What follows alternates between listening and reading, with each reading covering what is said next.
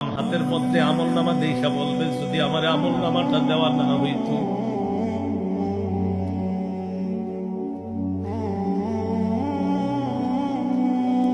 আশা করি আমগো বাম হাতে না হোক, হয়ে গেলে কি কঠিন অবস্থা হোক। বাম হাতে আমল নামা পাওয়ার পর ওই বান্দা বলবে, ইয়া লাইতানি লাম উতা কিতাবিয়া, বাম হাতে যদি আমার আমল নামা দেওয়া না হইতো, ওয়ালাম আদরি মা হিসাবিয়া, বান্দা বলবে আমি যদি আমার হিসাবটা না জানতাম,